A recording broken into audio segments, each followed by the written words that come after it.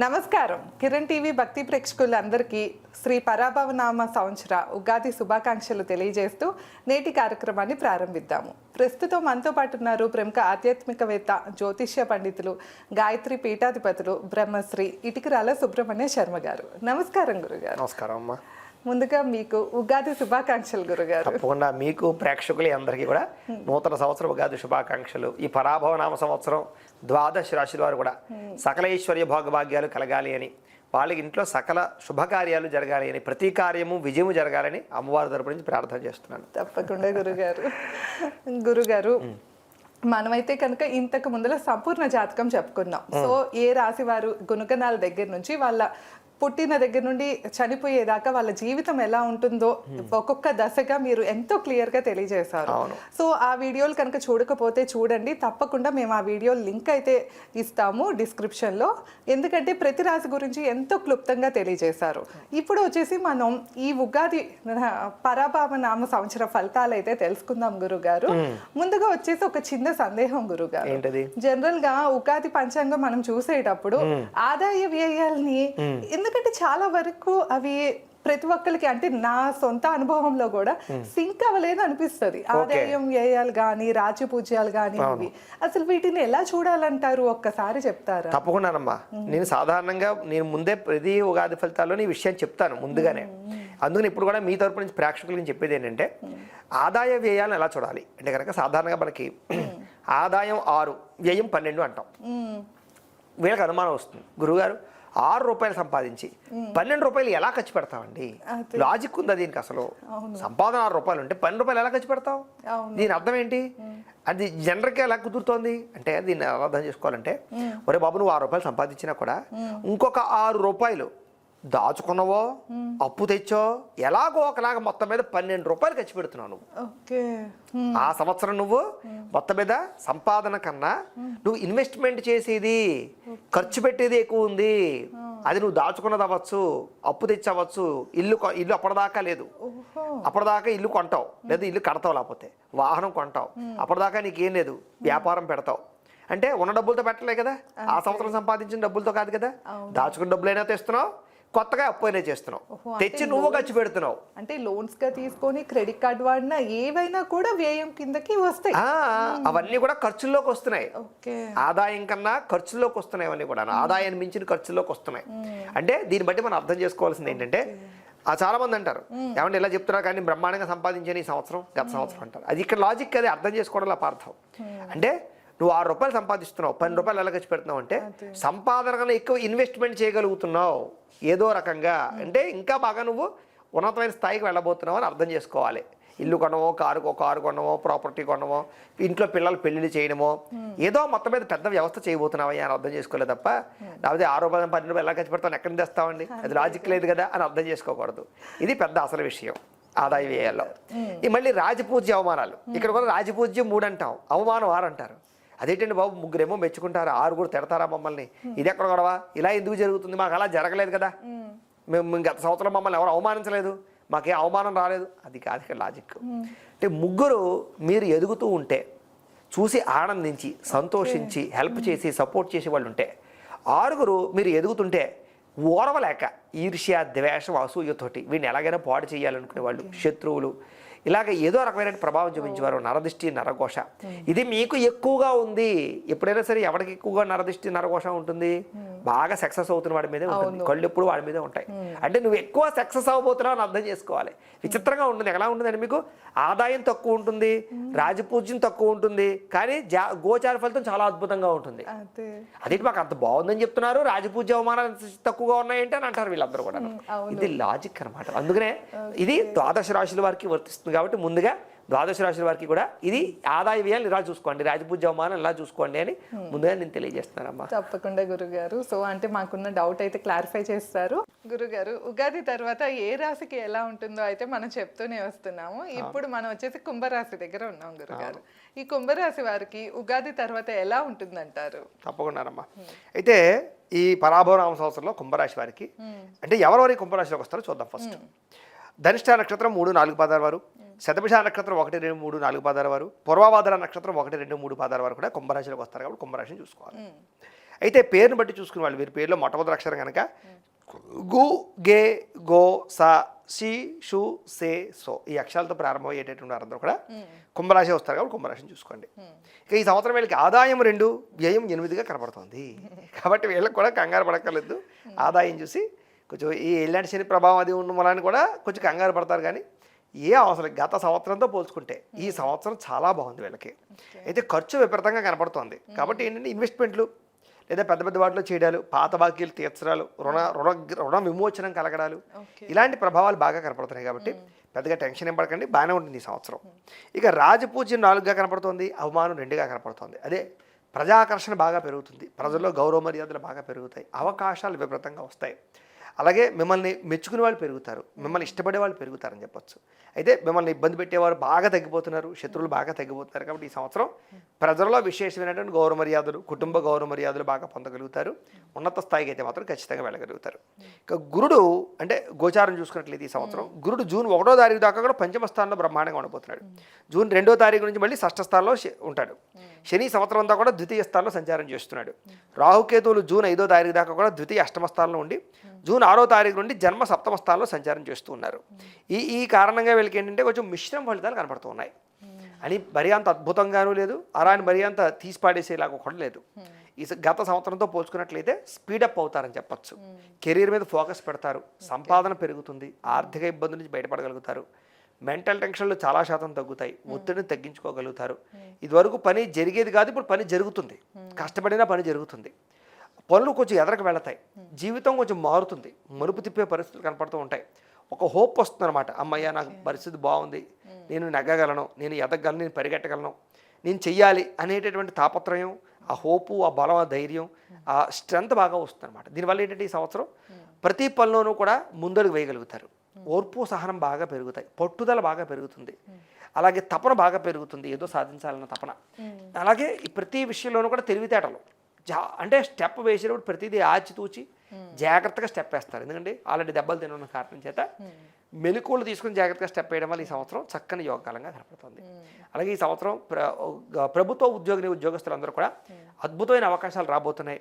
కష్టపడినా ప్రతిఫలం కనపడుతుంది, ఇంక్రిమెంట్లు, ప్రమోషన్లు పొందగలుగుతారు. అయితే కొంత తోటి ఉద్యోగస్తులు కొంచెం ఇబ్బంది పెట్టినా కూడా మిగతా అన్ని విషయాలను కూడా అనుకూలంగానే కనపడుతుంది. పక్క వాళ్ళ పని కూడా మీరు చేయవలసిన పరిస్థితి కనపడుతుంది ఈ సంవత్సరం. దానివల్ల స్ట్రెస్ ఎక్కువగా కనపడుతుంది, వర్క్ ప్రెజర్, వర్క్ లోడ్ విపరీతంగా పెరుగుతుంది. అంటే చేయవలసిన సమయం కన్నా ఎక్కువ సమయం ఓవర్ టైమింగ్ చేయడమా, సమయానికి వ్యవహారం చేయడం, ఇవన్నీ కూడా బాగా ఎక్కువ ఉంటాయి. కాబట్టి యాతన బాగా ఉంటుంది ఈ సంవత్సరం, అది అంతే.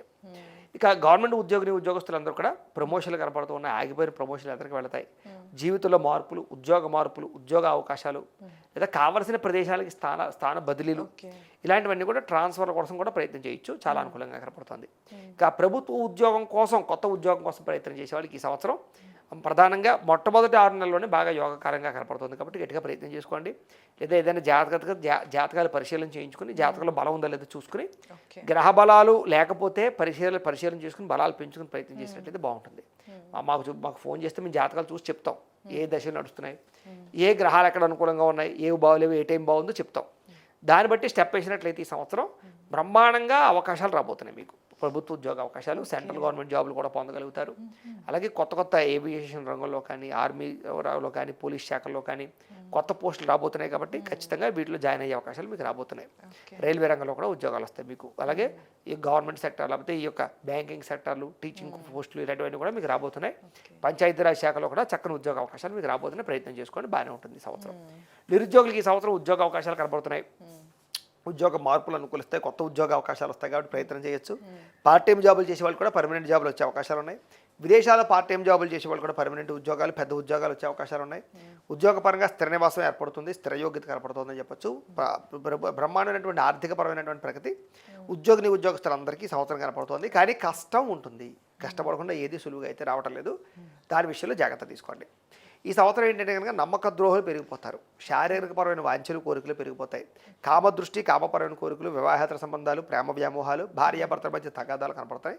ఆ విషయంలో జాగ్రత్త తీసుకోండి. అలాగే కొత్త వ్యక్తులతో ప్రేమ కలాపాలు కానీ, కొత్త వ్యక్తులతో పరిచయాలు కానీ, తిరగడాలు కానీ, ఇవన్నీ ఇబ్బందులు పెడతాయి. కాబట్టి ఎవరిని నమ్మకండి, అనవసరంగా శారీరకపరమైనటువంటి లౌల్యాన్ని పెంచుకోకండి. ఇంద్రియ నిగ్రహంతో ఉండండి. ముఖ్యంగా కాలేజీ విద్యార్థులకి ఎక్కువగా ప్రభావం చూపిస్తుంది ఇది.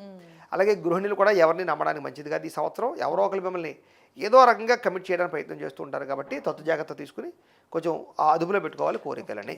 అలాగే ఉద్యోగ ప్రయత్నాలు, వివాహ ప్రయత్నాలు సఫలీకృతం అవుతాయి ఈ సంవత్సరం. ప్రేమించిన వాళ్ళతోటి, ఇష్టమైన వాళ్ళతోటి, పెద్దలు కుదిర్చినటువంటి వివాహాలతోటి, వివాహాది శుభకార్యాలు ఎదరికి వెళ్ళడం కానీ, ఆగిపోయిన వివాహాలు ఎదరికి వెళ్ళడం కానీ, లేదా 2 పెళ్ళిళ్ళు 3 పెళ్ళిళ్ళు చేసుకున్నారు వివాహ యోగాలు రావడం కానీ, లేదా ఆల్రెడీ విడిపోయిన భార్యాభర్తలు మళ్ళీ తిరిగి కలవడాలు కానీ కొన్ని విచిత్రంగా జరుగుతుంటాయి. ఆల్రెడీ విడాకులు తీసేసుకుని మళ్ళీ పెళ్లి చేసుకుంటూ ఉంటారు, మళ్ళీ వాళ్ళే కావాలనుకుని. ఈ మధ్య ఆ కేసులు పెరిగాయి. కంగారు పడిపోతారు వీళ్ళు. కంగారు ఏంటంటే ఇంతకన్నా అద్భుతమైన భార్య వచ్చేస్తుందేమో అని వీడు అనుకుంటాడు, ఇంతకన్నా గొప్ప మొగుడు వచ్చేస్తుందేమో అని వీడు అనుకుంటుంది. ఆ తర్వాత ఏదో మొత్తం మీద వెళ్ళి విడాకులు తీసేసుకుని ఏదో ప్రయత్నం చేస్తారు. సరైన వాడు దొరకడు, వాడికన్నా వీడు బెటర్ అనిపిస్తాడు, వాడిని వదిలేసి మళ్ళీ నాకన్నా ఫస్ట్ మొగుడే బెస్ట్ రా బాబు అని మళ్ళీ వాడికి ఫోన్ చేసి వీడికి కూడా అదే ఫీలింగ్ వస్తుంది, ఫస్ట్ పిల్లమే బెస్ట్ రా బాబు అని. అప్పుడు మళ్ళీ వీళ్ళు తిరిగి విడాకులు తీసుకున్నాక పెళ్ళిళ్ళు చూస్తున్న కేసులు మధ్య పెరిగిపోయాయి. కారణం ఏంటంటే ఎక్కువ ఆశ, ఏదో ఇమాజినేషన్ చేసేసుకోవడం, ఏదో అద్భుతాలు జరిగిపోతాయి ఇతర జీవితాల్లో అనుకోవడం. ఏమీ జరగవు. సాధారణంగా ప్రతి మనిషి ఇంచుమించు ఒకే లక్షణాలు ఉంటాయి. ఎవరికో పైశాచికత్వమైన పరిస్థితులు ఉంటాయి తప్ప చిన్న చిన్న గొడవలు, చిన్న చిన్న తగాదాలు, మిస్అండర్స్టాండింగ్లు ప్రతి ఇంట్లోనూ ఉంటాయి. కాకపోతే అర్థం చేసుకుని, అందుకనే చెప్తాను జాతకాలు చాలా ముఖ్యం అని. జాతకాలు నప్పకుండా పెళ్ళిళ్ళు చేసుకుంటే నిలబడం. అందుకంటే అసలు జాతకాలు నప్పుతుంటేనే నిలబడలేదు, అలాంటిది నప్పపోతే అసలు నిలబడవు. కాబట్టి ఆ రకంగా ప్రయత్నం చేయండి ఈ సంవత్సరం. వివాహాలు శుభకార్యాలు ఎదురకు వెళతాయి. ప్రేమించుకున్న వ్యక్తుల మధ్య వివాహాలు కుదురుతాయి. ప్రేమ వ్యామోహాలన్నీ కూడా బాగా సజావుగా సాగుతాయి. ప్రేమించిన వాళ్ళతో రిలేషన్ నిలబడుతుంది ఈ సంవత్సరం. గతంలో గొడవపడి విడిపోయిన వాళ్ళు మళ్ళీ తిరిగి అర్థం చేసుకుని, మిస్అండర్స్టాండింగ్లు తగ్గించుకుని కలుసుకుని మళ్ళీ కాపురాలు చేసుకోవడం కానీ, లేదా వివాహాలు చేసుకోవడం కానీ, పెద్దలు ఒప్పించుకోవడం కానీ, ఇలాంటివన్నీ కూడా ప్రేమికులు కూడా బాగా కలిసి వస్తున్నాయి. రైతులకి ఈ సంవత్సరం చూసుకున్నట్లయితే కనుక మార్పులు తీసుకొస్తారు పంటల్లో. ఎరుపు రంగు మిర్చికి సంబంధించినటువంటివి, అలాగే పెసలకి సంబంధించి, వేరుశనగకి సంబంధించి, క్యారెట్, భూమిలో పండేటటువంటి పంటలన్నింటిలోనూ కందదుంపలు, బంగాళదుంపలు, ఇలా ఉల్లిపాయలు, ఇలాంటి వాటిలందరికీ ఎక్కువ లాభాలు కనపడుతున్నాయి ఈ సంవత్సరం. భూమి లోపల పండించే పంట పదార్థాలండి లాభాలు ఉన్నాయి. ఆకుకూరల ద్వారా ఎక్కువగా సంపాదించే అవకాశాలు బాగా కనపడుతున్నాయి. అలాగే ఏదైనా సరే పాదు వ్యవసాయాలన్నీ కూడా బాగా లభిస్తాయి. దొండకాయ పాదులు, లేకపోతే బీరకాయ పాదులు, ఆనపకాయ, బీరకాయ, ఇలాంటి వాటిలో బాగా ఎక్కువ లబ్ధి పొందగలుగుతారు. వాణిజ్య వ్యాపారాలు చేసేటటువంటి, వాణిజ్యపరమైనటువంటి వ్యవహారానికి సంబంధించినటువంటివన్నీ కూడా వ్యవసాయదారులకు బాగా లాభిస్తాయి. కాబట్టి అవన్నీ కూడా వీళ్ళు పండించుకోవచ్చు అని చెప్పచ్చు. పత్తికి బాగా లాభం కనపడుతుంది ఈ సంవత్సరం. పత్తి బాగా పండించడానికి ప్రయత్నం చేయండి. నువ్వులు బాగా పండించడానికి ప్రయత్నం చేయండి, మీకు చాలా బాగుంటుంది. రాజకీయ నాయకులకి ఈ సంవత్సరం పదవి యోగ్యత కనపడుతుందని చెప్పచ్చు. ఎలక్షన్స్లో విజయాలు కనపడుతూ ఉన్నాయి. ఆకస్మికపరమైనటువంటి అంటే నామినేటెడ్ పదవులు ఆకస్మికంగా వచ్చే అవకాశాలు కనపడుతూ ఉన్నాయి. అధికారులు బాగా మెచ్చుకుంటారు. రాజకీయ పరంగా చతురతని బాగా వ్యవహారం చేసుకుంటారు. నాలెడ్జ్ బాగా పెరుగుతుంది వీళ్ళకి. రాజకీయ పరంగా సలహాలు బాగా ఇవ్వగలుగుతారు. అలాగే ప్రత్యర్థులు బాగా ఓడించగలుగుతారు. భవిష్యత్తును బాగా అంచనా వేసుకోగలుగుతారు. సినీ, టీవీ, మీడియా రంగాల వారందరికీ ఈ సంవత్సరం యోగకాలంగా కనపడుతుంది. కాకపోతే ఈ సంవత్సరం ఏంటంటే పెద్ద పెద్ద అవకాశాలు కనపడలేదు. చిన్న చిన్న అవకాశాలతోటి స్మాల్ సక్సెస్ని అయితే చూస్తారని చెప్పచ్చు. అలాగే ప్రతి విషయంలోనూ చాకచక్యంగా ఉంటారు.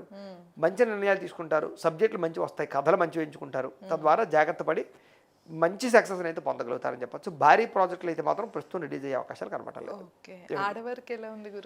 ఆడవారికి ఈ సంవత్సరం ఆభరణ యోగ్యత, గృహ యోగ్యత, ధన యోగ్యత, వస్తు ప్రాప్తి, అలాగే నూతన గృహాలు వ్యవహారం చేయడం కానీ, ఉద్యోగ ప్రాప్తి కనపడుతుందని చెప్పచ్చు. కుటుంబ కలహాలు తగ్గుతాయి. పెద్ద పెద్ద సమస్యల నుంచి బయటపడగలుగుతారు. పెద్ద పెద్ద బ్లాక్ మెయిల్స్ నుంచి బయటపడగలుగుతారు. అలాగే భార్యాభర్తల మధ్య సమైక్యత బాగుంటుంది. సంతానంతో సఖ్యతగా ఉంటారు. ఇంట్లో బాగా గౌరవ మర్యాదలు పొందగలుగుతారని చెప్పచ్చు. సమాజంలో కీర్తి ప్రతిష్టలు వస్తాయి. రాజకీయాల్లోకి, ఉద్యోగాల్లోకి, వ్యాపారంలోకి ఎక్కువ మంది స్త్రీలు ఈ రాశిలోంచి రాబోతున్నారు. ఈ రాశిలో ఉండే స్త్రీలకు ఇన్నోవేషన్గా ఆలోచనలు వస్తాయి ఈ సంవత్సరం. అనేక ప్రయోగాలు సక్సెస్ అవుతాయని చెప్పచ్చు. తెలివితేటలు బాగా ప్రదర్శించగలుగుతారు. అందం పట్ల ఆసక్తి బాగా పెరుగుతుంది. శారీరక దృఢత్వం కోసం వ్యాయామాలు చేయడానికి, యోగా చేయడానికి బాగా ఆసక్తి చూపిస్తారు. దీర్ఘకాలిక రోగాలు వీళ్ళకి చాలా శాతం తగ్గుతాయని చెప్పచ్చు. ఎక్కువ హెల్త్ కేర్ తీసుకోవాలి వీళ్ళు. ఈ రాశిలో ఉండే వాళ్ళందరికీ హెల్త్ పరమైన సమస్యలు ఎక్కువ కనపడుతున్నాయి ఈ సంవత్సరం. శస్త్రచికిత్స అవకాశాలు, వాహన ప్రమాదాలు ఉన్నాయి, జాగ్రత్త. కొత్త వాహనాలు కొనుగోలు చేసేటప్పుడు అమ్మేటప్పుడు జాగ్రత్త. అలాగే ఏదైనా భూములు క్రయ విక్రయాలు జరిపేటప్పుడు ఎక్కువ జాగ్రత్త తీసుకోండి. గృహాలు అయితే గృహాలు కట్టే అవకాశం, కొనే అవకాశం ఉంది.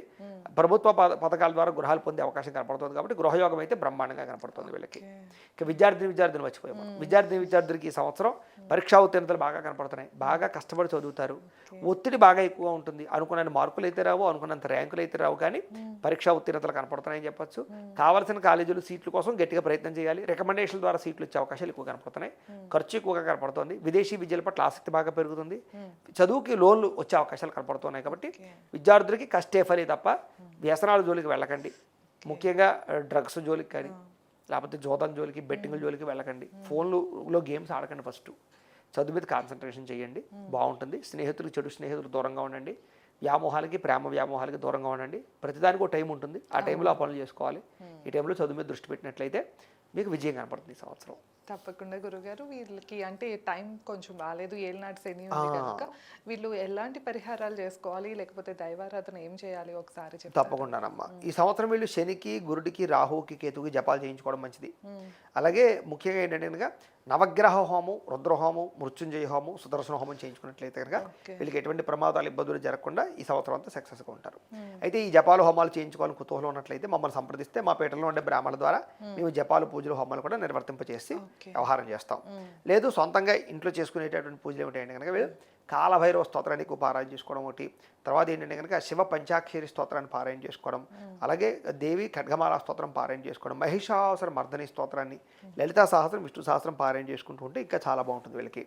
అలాగే ఇంట్లో సప్త శనివారాల వ్రతం, సంకష్టార చతుర్థి వ్రతం, 16 సోమవారాల వ్రతం కానీ లేదా ప్రతి పౌర్ణమి రోజు, ఏకాదశి రోజు సత్యనారాయణ స్వామి వ్రతం కానీ చేసుకున్నట్లయితే వీళ్ళకి లైఫ్లో మంచి రెవల్యూషన్, సక్సెస్, ప్రతి దాంట్లోనూ కెరీర్లో వృద్ధి కనపడుతుంది.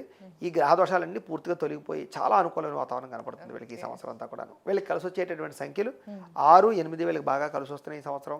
కలిసి వచ్చేటటువంటి వారాలు మంగళవారము, గురువారము వీళ్ళు బాగా కలిసి వస్తుంది. కలిసి వచ్చేటటువంటి రంగులు నీలం రంగు, ఎరుపు రంగు, కాషాయం రంగు వీళ్ళు బాగా కలిసి వస్తుంది. కాబట్టి వీటిని సద్వినియోగపరుచుకుంటే చాలా బాగుంటుందమ్మా. తప్పకుండా గురుగారు. సో విన్నారు కదా, కుంభరాశి వారికి అయితే రాబో కాలం ఎలా ఉంటుందో ఈ సంవత్సరం అనేది మనం తెలుసుకుంటూ వచ్చాము. గతంలో గురుగారు వచ్చేసి కుంభరాశి వారి సంపూర్ణ జాతకం అనగా వాళ్ళు పుట్టిన దగ్గర నుండి మరణించే వరకు ఎలాంటి సంఘటనలు వాళ్ళ జీవితంలో చోటు చేసుకుంటాయో ఎంతో క్లియర్గా అయితే తెలియజేశారు. ఆ వీడియోని మేము డిస్క్రిప్షన్లో ఇస్తాము, తప్పకుండా చూడండి. ధన్యవాదాలు. నమస్కారం గురుగారు. నమస్కారం అమ్మా.